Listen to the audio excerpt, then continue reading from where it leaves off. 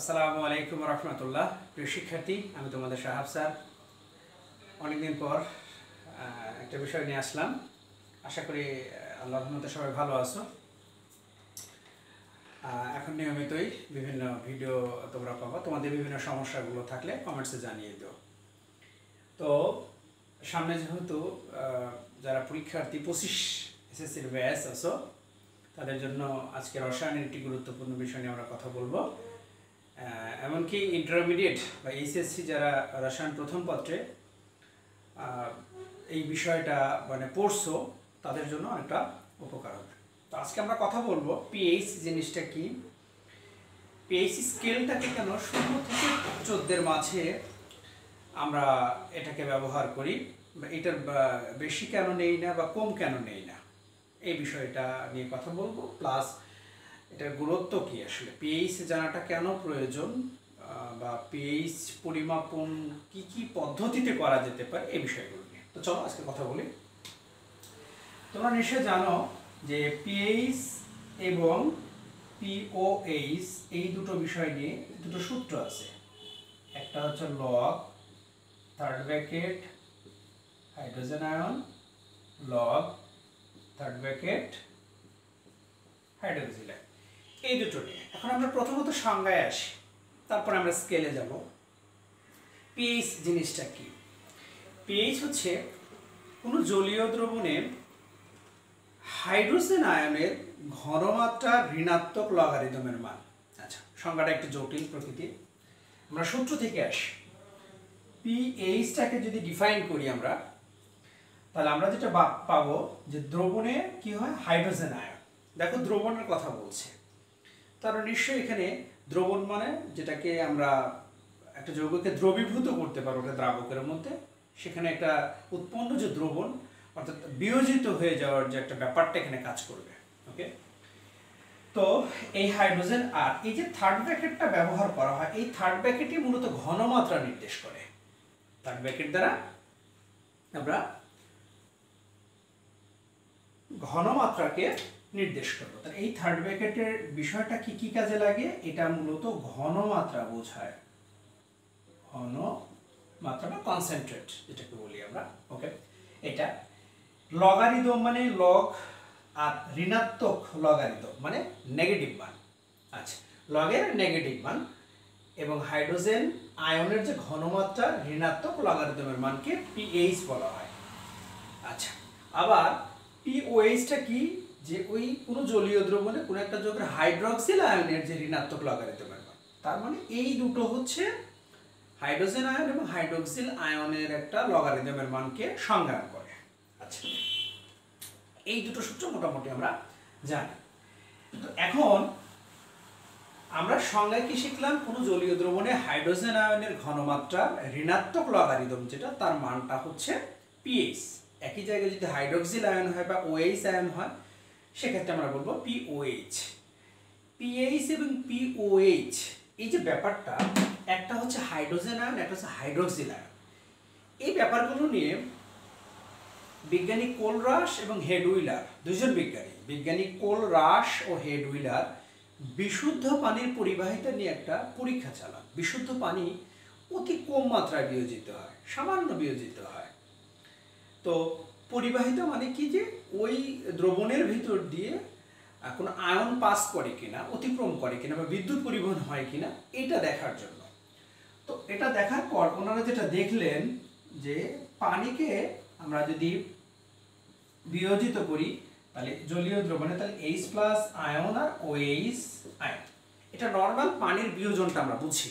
খেয়াল করো, পানিকে যদি আমরা ভেঙে ফেলি তাহলে সেখান থেকে H+ আয়ন পাওয়া যায়, OH আয়ন পাওয়া যায়, দুটো। ওকে, এখন এটা হচ্ছে পরিপূর্ণ যদি তুমি সাম্যাবস্থার বিক্রিয়ায় আসো, অর্থাৎ আমরা যেটা বলতেছি সমতাকরণের বিক্রিয়ায় হাইড্রোজেন আর অক্সিজেন যদি বিক্রিয়া ঘটায়, খেয়াল করো, তাহলে এখান থেকে তৈরি হবে কি H2O। ভালো করে খেয়াল করো, তাহলে হাইড্রোজেন আর অক্সিজেন মিলে পানি হবে। কিন্তু আমি যদি এটাকে সমতাকরণ করি এই বিক্রিয়ায়, তাহলে অবশ্যই আমাকে যে কাজটা করতে হবে, এখানে 2 মোল দিতে হবে, এখানে আমাকে 2 মোল ব্যবহার করতে হবে। এখন এই যে 2 মোল পানি নিলাম, তাহলে 2 মোল আমরা পানিকে নিচ্ছি, তাহলে 2 মোল পানি নিলাম, নিলে এটা বিয়োজিত হয়ে যাবে, বিয়োজিত হয়ে গিয়ে এখানে তৈরি করবে হচ্ছে হাইড্রোনিয়াম আয়ন, আর এখানে তৈরি করবে হচ্ছে OH আয়ন। তাহলে এই H3O+ হচ্ছে হাইড্রোনিয়াম আয়ন, আর OH হচ্ছে হাইড্রোক্সিল আয়ন। এই হাইড্রোজেন মানে হাইড্রোনিয়াম আয়ন আর H+ আয়নের রিপ্লেসমেন্ট, খেয়াল করো। আর OH তো আমরা OH পাচ্ছি, তার মানে এইটা হচ্ছে এটা সমতাকরণ বিক্রিয়া, পানির বিভাজন, হাইড্রোনিয়াম আয়ন OH পাবো। হাইড্রোনিয়াম মানে হচ্ছে এর মধ্যে H+ আছে, বাড়তি H+ আছে, মনে রাখবা। আর নর্মাল পানিকে বিভাজিত করলে H+ OH আয়ন পাওয়া যায়। কিন্তু বিজ্ঞানী কোলরাশ এবং হেডউইলার যেটা বুঝালেন যে পানির মধ্যে যদি আমরা এই দ্রবণটাকে বিশ্লেষণ করি তাহলে তার খুব কম মাত্রার বিয়োজন হয়।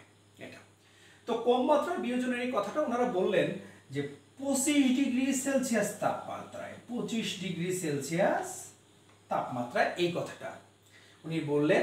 আর এই 25 ডিগ্রি সেলসিয়াস তাপমাত্রায় পানির যেটা নেব সেটা হচ্ছে লঘু দ্রবণ নেব আমরা। লঘু মানে কি? পাতলা।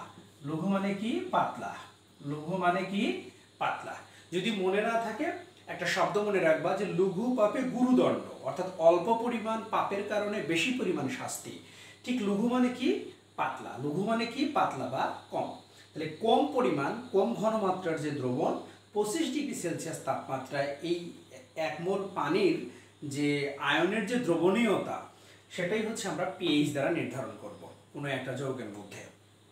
ওকে, তো তোমরা নিশ্চয় জানো যে পিএইচ এর যে স্কেল আছে, পিএইচ এর একটা স্কেল আছে। আমরা যখন এটাকে সুন্দর করে এটাকে লিখি, পিএইচ এর স্কেলটাকে আমরা এখানে ব্যবহার করি 0, আর এই জায়গায় ব্যবহার করি হচ্ছে 14, আর ঠিক তার মাঝ বরাবর আছে হচ্ছে 7। তাহলে 14 কিভাবে হলো আমরা সেটা নিয়ে কথা বলবো। যে প্রথম হচ্ছে 25 ডিগ্রি সেলসিয়াস তাপমাত্রায় লঘু দ্রবণ নেব আমরা পানির, সেটার যে রেঞ্জটা হবে তার 1 মোল হবে। ওই তাপমাত্রায় পানির যে 1 মোলের যে হাইড্রোজেনের আয়নটা থাকবে, আমরা এর চেয়ে বেশিও নিতে পারি। বেশি নিলে কিন্তু পিএইচ এর মান বাড়তেও পারে, কমতেও পারে, সেটাই আসে। এখন আসি, তাহলে 0 থেকে এটা গেল। তোমরা নিশ্চয়ই জানো 7 যদি ছোট হয় তাহলে সেটা হবে কি? অম্লীয় হবে। 7 ছোট হলে হয় হচ্ছে অম্লীয়, আর 7 চেয়ে যদি বড় হয় তাহলে আমরা এটাকে বলবো হচ্ছে ক্ষারীয়। ওকে, আর 7 যদি হয় এটাকে আমরা কি বলি? নিরপেক্ষ। নিরপেক্ষ, মনে রাখবা। এখন এই যে নিলাম, পানি নিলাম, তাহলে ওই পানিকে কি হতে হবে? বিশুদ্ধ হতে হবে। ওই পানি হতে হবে কি? বিশুদ্ধ পানি, 1 লিটারে। সেটা নিয়ে আমরা কাজ করতেছি এবং 25 ডিগ্রি সেলসিয়াস তাপমাত্রায়। তো এখন এই 25 ডিগ্রি সেলসিয়াস তাপমাত্রায় 1 লিটার বিশুদ্ধ দ্রবণ নিয়ে যদি আমরা কাজ করি, সেখানে যে পানির বিয়োজনটা হয়, অর্থাৎ হচ্ছে এই H2O যখন ভেঙে যাবে সেখান থেকে তৈরি হবে H+, আর এখান থেকে তৈরি হবে OH-। প্রিয় শিক্ষার্থী দেখো, একইভাবে যদি এখন আমরা এটাকে তার সমতাকরণ বিক্রিয়াটা দেখাই, তাহলে সেখান থেকে আমি পাবো হচ্ছে হাইড্রোনিয়াম আয়ন প্লাস হচ্ছে পাবো হচ্ছে আমরা OH আয়ন। এখন তোমরা নিশ্চয়ই জানো যে অ্যাসিড পানি অ্যাসিড এবং ক্ষার দুই ধরনের ধর্মই কিন্তু দেখায়। তো সেই দিক থেকে আমরা যদি এখান থেকে একটা বিয়োজন ধ্রুবক ধরি, একটা বিক্রিয়া দেখায়, তাহলে উৎপাদের ঘনমাত্রা, তাহলে উৎপাদের ঘনমাত্রা কি গেল? এটা গেল হচ্ছে এখান থেকে, এটা আমরা এখান থেকে ধরে নিই, এটা H+, এখান থেকে দেখো লিখি এখান থেকে, তাহলে এটা যাবে হলো H+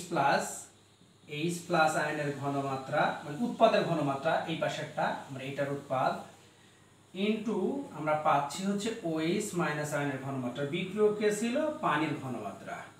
এখন আমরা যদি গুণ করে দেই তাহলে K ইনটু হচ্ছে কত?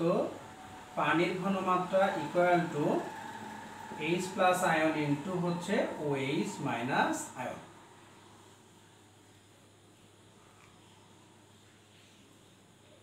তো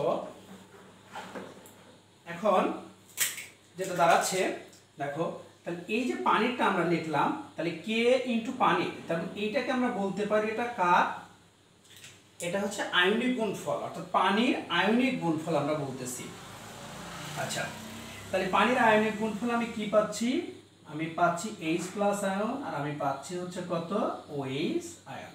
এটা এখন বিশুদ্ধ পানির ক্ষেত্রে বিয়োজন যেহেতু সামান্য পরিমাণে হয়, তখন এই দুইজনের ঘনমাত্রা পরস্পর সমান হয়ে যায়। এই দুইজনের ঘনমাত্রাটা পরস্পর সমান হয়ে যায়। এখন আমরা কিন্তু বলছি যে পিএইচ এর যে ভ্যালুটা, পানি যখন নিরপেক্ষ, সে অ্যাসিডও না ক্ষারও না, তাহলে যখন দুইজনের ঘনমাত্রা অ্যাসিডও না ক্ষারও না, দুইজন যখন সমান, তাহলে নিশ্চয়ই সেটা কি 7 এর কাছাকাছি। তাহলে সেই দিক থেকে এখন আমরা যদি এটাকে চিন্তা করি যে আমি যদি H প্লাস আয়নকে 14 অর্ধেক ধরি, তাহলে 10 টু দি পাওয়ার -7 ধরতে পারি। আর OH আয়নকে যদি আমি ধরি, তাহলে এটাও হতে পারে 10 টু দি পাওয়ার -7। কেন বলছি? কারণ এই দুইজনই যখন বিয়োজিত হয়েছে দ্রবণের, তখন কিন্তু সমানভাবে তারা বিয়োজিত হয়েছে এবং তাদের উভয়েরই ঘনমাত্রা সমান। এবং বিজ্ঞানী কোলরাস এবং হেডউইলার তারা দেখানোর চেষ্টা করেছিলেন যে KW equal to OH ion into হচ্ছে H প্লাস আয়ন ইকুয়াল 1 গুণন 10 টু দি পাওয়ার -40। অর্থাৎ এই দুটো আয়নকে আমরা যদি রেখে দেই, ঘনমাত্রা যদি সমান হয়, তাহলে অ্যাসিড এবং ক্ষারের যে পরিবর্তনগুলো হবে, তা যেহেতু লগের ঋণাত্মক লগারিদম আসছে এখানে, সেই জন্য মাইনাসের মানটা -14, উল্টা দিলে প্লাস হয়ে যাবে, 14 পর্যন্ত নেওয়া যাবে। ওকে, তাহলে এখন আমরা যেটা পাচ্ছি যে দেখো যে আমার হাতে আছে কি H প্লাস আয়ন ইন্টু আমার হাতে আছে হচ্ছে কি OH আয়ন। তাহলে আমার এখন কি 1 ইন্টু 10 টু দি পাওয়ার -40। এটা বিজ্ঞানের প্রমাণিত বিশুদ্ধ পানির পরিবাহিতার মান, দেখছি এই মানটা আছে তাদের আয়নিক গুণফলটা। এখন প্রিয় শিক্ষার্থী খেয়াল করো, আমরা যদি এখন উভয় পাশে লগ নেওয়ার চেষ্টা করি, তাহলে এখানে আমি কি পাবো, লগ H প্লাস যোগ গুণন থাকলে কি হয়, গাণিতিক নিয়মে লগের ক্ষেত্রে গুণন থাকলে যোগ হয়ে যায়। তারপর আমি এখান থেকে পাবো হচ্ছে লগ হচ্ছে কত OH মাইনাস। এখন আমি এখানে যদি লগ নেই, তাহলে লগ আসতেছে কত 10 টু দি পাওয়ার -14। তোমরা নিশ্চয়ই জানো লগের ভিত্তি কত 10, গাণিতিকভাবে আমরা জানি লগের ভিত্তি হচ্ছে 10। আমি একটু লিখে রাখলাম লগের ভিত্তি এটা। দেখো লগ H প্লাস যদি হয়, তাহলে লগ H প্লাস তার মানে সেটা কিসের সূত্র হিসেবে আসছে, -PH, কারণ একটা সূত্র ছিল এর আগে মাইনাস ছিল, সো মাইনাসটা ওই পাশে যায় -PH হয়েছে। আবার এখান থেকে আমরা পাচ্ছি হচ্ছে কি POH। এখন দেখো 10 এর পাওয়ার থাকলে সে কোথায় আসবে, সামনে আসবে। তারপর কত লগ বেস 10। তোমরা নিশ্চয়ই জানো যে ভিত্তি আর চলক মিলে গেলে গাণিতিক ভাষায় রেজাল্ট 1 হয়। তাহলে এখান থেকে আমরা কি পাচ্ছি, PH মাইনাস POH -14 আসবে। আর এর মান তো 1 হবে, নিশ্চয়ই জানো। এবার মাইনাস দ্বারা যদি আমরা গুণ করে দেই, মাইনাস থাকবে, তাহলে মাইনাস দ্বারা গুণ করলে PH plus POH equal to 14। এটা হচ্ছে একটা সূত্র। এই সূত্র দিয়ে আমরা অ্যাসিড এবং ক্ষারকের যে কোনো ভ্যালু জলীয় দ্রবণে কত আছে, আমরা অ্যাসিড থেকে ক্ষারেরটা বের করতে পারি আর ক্ষার থেকে অ্যাসিডেরটা বের করতে পারি। তাহলে কেন স্কেলটা 14 হলো আমরা এই মানটা থেকে মোটামুটি বুঝতে পারছি। আচ্ছা, এরপর একটা কন্ডিশনে আসি। দেখো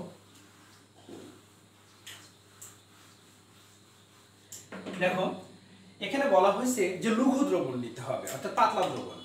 এই ঘনমাত্রা যদি চেঞ্জ হয়, অর্থাৎ 25 ডিগ্রি সেলসিয়াস তাপমাত্রা যদি কম বা বেশি হয়, তাহলে পিএইচ এর মানে কম বেশ হতে পারে। এক্ষেত্রে এখন আমাদের যেটা দেখার, দেখো আমরা একটা অ্যাসিড নিলাম, তাহলে এই অ্যাসিডের ক্ষেত্রে এর ভিতরে হাইড্রোজেন আছে, কারণ এটা যদি বিয়োজিত হয়ে যায়, দেখো এখান থেকে আমরা পাবো H প্লাস আয়ন আর Cl আয়ন। এই যে H প্লাস আয়ন আমি ধরে নিচ্ছি এটা হচ্ছে 1 মোলার। প্রিয় শিক্ষার্থী, আমরা বুঝতে চাচ্ছি যে 1 মোল জিনিসটা আসলে কিভাবে আসতেছে এটা। তাই 1 মোল বের করতে গেলে মোল কাকে বলে, আসলে গ্রামে প্রকাশিত তার আণবিক ভরকে আমরা তার মোল বলবো। অর্থাৎ আমি যদি বলি 1 মোল, তাহলে 1 মোল মানে হচ্ছে কত, গ্রামে প্রকাশিত তার আণবিক ভর। গ্রামে প্রকাশিত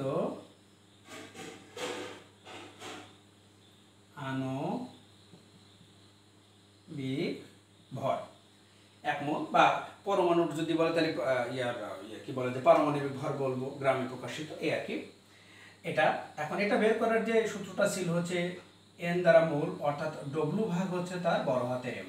এটা দিয়ে আমরা তার মোল সংখ্যা বের করছি, কত মোল আছে এটা বের করে নিয়ে আসি। ওকে, এখন দেখো এই জায়গায় যেটা দেখার, তাহলে এই হাইড্রোজেন আয়নের ঘনমাত্রা 1 মোলার। তাহলে আমরা কি জানি, pH minus log H plus আয়নের ঘনমাত্রা। তাহলে মাইনাস লগ, এখানে যদি আমি 1 ব্যবহার করি তার রেজাল্ট হবে 0। তার রেজাল্ট হবে কি 0। খেয়াল করো, একইভাবে যদি আমি POH নেই, অর্থাৎ আরেকটা যদি আমি এখন একটা ক্ষারীয় যৌগ নেই এই জায়গায়, এক্সাম্পল দেই, দেখো আমরা একটা ক্ষারীয় যৌগ নিলাম, তাহলে এটাও বিয়োজিত হয়ে চলে গেল হচ্ছে Na প্লাস আর OH মাইনাস। তাহলে এখান থেকে OH পাচ্ছি আমরা ধরে নিচ্ছি এটা হচ্ছে 1 মোলার, এটা হচ্ছে 1 মোলার আমাদের আছে। তো 1 মোলার যদি হয় তাহলে এখান থেকে আমরা কি পাবো, POH minus log OH minus ion. তাহলে এখন মান যদি আমরা ব্যবহার করি 1 মোলার, তাহলে এর রেজাল্টটা পাবো 0। খুব ভালো করে খেয়াল করো, তাহলে এই দুটো মানে আমরা 1 মোলার নিয়ে কাজ করলাম। 1 মোলার, এটা 1 মোলার। 25 ডিগ্রি সেলসিয়াস তাপমাত্রা বিশুদ্ধ যে 1 লিটার দ্রবণের যে আয়নটা হয়, সেই ক্ষেত্রে আমরা সকল ক্ষেত্রে ঘনমাত্রাকে আমরা 1 মোল পার লিটার হিসেবে চিন্তা করতে হবে। এর বেশি বা কম নিলেই কিন্তু পিএইচ এর মানে কম বেশ হবে। ওকে, এখন দেখো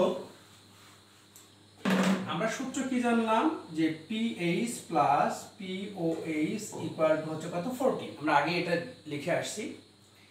আচ্ছা, তো এই অবস্থায় আমরা যদি দেখি PH প্লাস এর টুকের মান আগে কি বের করলাম, 0। তাহলে 0 বের করলে কত আসলো, 14।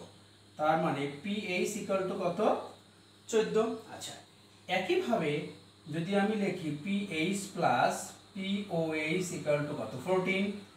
তাহলে এখান থেকে আমরা যদি 0 ধরি, তাহলে POH ইকুয়াল টু কত, 14। সুতরাং POH ইকুয়াল টু হচ্ছে কত, 14। দেখো PH এর স্কেলকে আমরা 14 পর্যন্ত দাগাঙ্কিত করতে পারবো, POH ও কি 14 পর্যন্ত, কিন্তু তাহলে PH আর POH মিলে কিন্তু 14 হবে, দুটোকে মিলে রাখতে হবে। ওকে, তাহলে সেই মিলে রাখার ক্ষেত্রে যেহেতু দুটোই 14কে সংজ্ঞায়ন করে, তাহলে অবশ্যই আমাকে 50-50 একটা অ্যাঙ্গেলে যেতে হবে। দুটোরই যেহেতু চরিত্র এখানে আছে, এই জন্য তখন আমরা পানির সাপেক্ষে, যেহেতু বিজ্ঞানী কোলরাস এবং হেডউইলার এই পিএইচ এর ব্যাপারটা নিয়ে আসছেন বিশুদ্ধ পানির সাপেক্ষে, এই জন্য অবশ্যই মাঝামাঝি 7কে রেখে আমরা পেছনের দিকটাকে আমরা অ্যাসিডেরটাকে দিতে পারি হচ্ছে আমরা 0 থেকে 7 এর মধ্যে, 7 থেকে 14 এর মধ্যে। এখন প্রশ্ন হচ্ছে স্যার, এখানে 0 থেকে 7, 7 থেকে 14 এর মধ্যে কিভাবে আসে? তুমি দেখো কোনো একটা দ্রবণের মধ্যে, মনে করো এটা একটা দ্রবণ নিছো, তো এই দ্রবণের মধ্যে জলীয় দ্রবণ রাখা আছে। এখন এর মধ্যে যদি H প্লাস আয়ন বেড়ে যায়, অলরেডি সেখানে পানি ছিল, H প্লাস আয়ন বেড়ে গেছে, তাহলে বেড়ে গেলে কি হবে, অ্যাসিডের মাত্রাটা আস্তে আস্তে কি হবে, বৃদ্ধি পেতে থাকবে।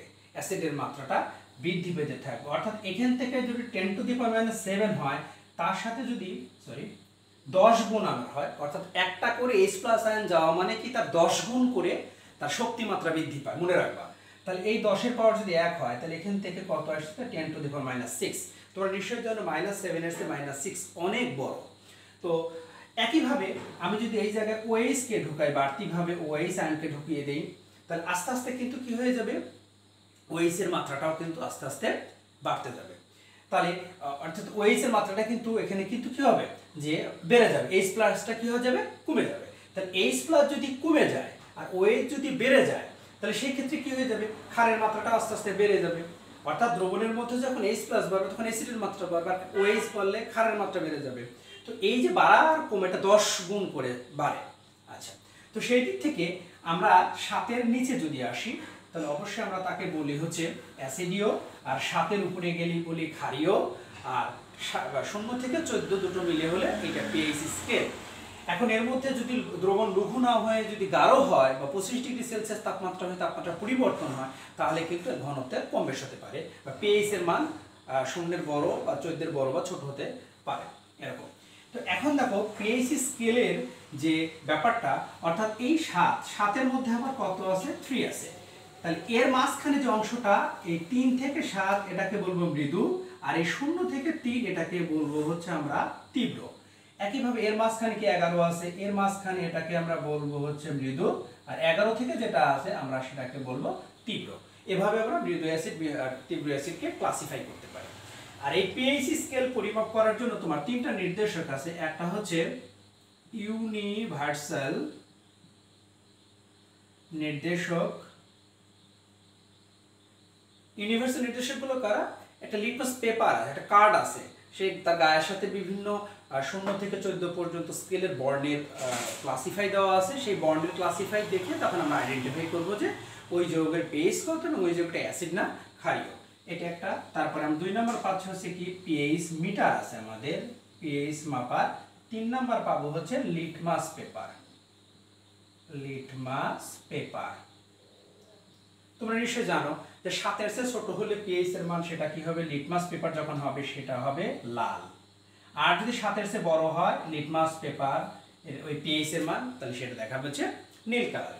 ওকে, এরপর আসলে হচ্ছে এর একটা গুরুত্ব আছে, কৃষিক্ষেত্রে গুরুত্ব আছে যে 6 থেকে যদি তোমার কোনো কারণে যদি 6 এর কম বা 7 এর বেশি হয়ে যায়, তাহলে সেখানে কিন্তু তোমার মাটিতে থাকা যে অনুজীবগুলো প্রয়োজন সেগুলো জন্মাতে পারে না। আর এর রেসটা হচ্ছে মূলত যে তোমার 6 থেকে 8 এর মাঝে যদি থাকে তাহলে ভালো, মাটির ভালো। আর এই মাটি যদি কমে যায়, অ্যাসিডিও হয়ে যায়, তাহলে ক্ষার হিসেবে আমরা চুন ব্যবহার করি, ক্যালসিয়াম অক্সাইডকে, অ্যামোনিয়াম সালফেট, তারপরে অ্যামোনিয়াম ফসফেট, বিভিন্ন সারগুলো আমরা ব্যবহার করে থাকি মাটির উর্বরতা শক্তি বাড়ানোর জন্য। মানবদের বিভিন্ন জৈব রাসায়নিক কিছু বিক্রিয়া আছে, সেগুলোতেও পিএইচ কন্ট্রোল হয়। যেমন আমাদের তোমার হচ্ছে যেটাকে বলি পাকস্থলীতে হচ্ছে পিএইচ এর ভ্যালু 1 দেখায়। তারপর আমাদের ত্বকের পিএইচ 5.5 থেকে তোমার কত 4.5 থেকে 5.5 এরকম একটা রেঞ্জ আছে। তারপর রক্তের একটা পিএইচ আছে আমাদের 7.4 থেকে 7.43 সামহাও এরকম। তারপরে আমাদের প্রস্রাবের একটা পিএইচ আছে। অর্থাৎ বিভিন্ন তরল পদার্থে যেখানে H+ হাইড্রোজেন আয়নের উপস্থিতি আছে সেখানে পিএইচ এর একটা সুনির্দিষ্ট মান আছে এগুলো। তারপরে বিভিন্ন প্রসাধনী শিল্পে আমাদের এগুলোকে কন্ট্রোল করতে হয়। আমরা যেগুলো অনেক সময় মুখে ব্যবহার করি বা ত্বকে ব্যবহার করি, পিএইচ কন্ট্রোল না হলে এগুলো মানবের শরীরের জন্য অনেক ক্ষতি হতে পারে। তো প্রিয় শিক্ষার্থী, পিএইচ স্কেলটা খুবই জরুরি জানাটা প্রয়োজন। কোনো একটা যৌগ অ্যাসিড না ক্ষার সেটা সম্পর্কে আমরা আইডেন্টিফাই করতে পারবো। এবং অবশ্যই এখানে সতর্কতার সহিত দেখতে হবে পিএইচ স্কেলটা কিন্তু 25 ডিগ্রি সেলসিয়াস তাপমাত্রায় বিশুদ্ধ মানে পানির ক্ষেত্রে একটা প্রমাণ হিসেবে নেওয়া হয়েছে। সেই জন্য বলা হয় বিশুদ্ধ পানির হচ্ছে পিএইচ এর মান হচ্ছে 7, যে ক্ষেত্রে হাইড্রোজেন আয়ন এবং হাইড্রোক্সিল আয়ন উভয়েরই ঘনমাত্রা পরস্পর সমান হয়ে থাকে। এবং বিভিন্ন ক্ষেত্রে পিএইচ এর এই মানগুলো আমরা ব্যবহার করে থাকি এবং এর পিএইচ মাপার জন্য 3টি প্রসিডিউর ব্যবহার করা হয়। ইউনিভার্সাল নির্দেশক, পিএইচ মিটার এবং লিটমাস পেপার। লিটমাস পেপারের কালার যদি মানে লাল হয়ে যায় বুঝতে হবে এটা 7 এর কম, 0 থেকে 6 এর মাঝে আছে এটা ওই যৌগের পিএইচটা। আর লিটমাস পেপার যদি নীল বর্ণ দেয় তাহলে বুঝতে হবে 7 এর উপরে বা 14 এর মাঝামাঝি এই মানে যৌগের পিএইচটা নিয়ন্ত্রণ করতেছে। তো প্রিয় শিক্ষার্থী, আশা করি যে পিএইচ স্কেল কেন 14 হলো এখান থেকে বুঝতে পারবা। কিন্তু হ্যাঁ, মনে রাখতে হবে পিএইচ স্কেল কিন্তু 0 এর কম বা 14 এর বেশিও হতে পারে যদি ওই দ্রবণ মানে লঘু না হয়ে গাঢ় হয় এবং তাপমাত্রা 25 ডিগ্রি না হয় যদি কোনোভাবে পরিবর্তন করে এটা চেক করা হয়। তো ভালো থাকো, আজ এ পর্যন্তই। নতুন কোনো কিছু জানার বিষয় থাকলে অবশ্যই ভিডিও কমেন্টস সেকশনে গিয়ে এটা জানাতে পারো। তো আজ এ পর্যন্তই। আল্লাহ হাফেজ। আসসালামু আলাইকুম ওয়া রাহমাতুল্লাহ।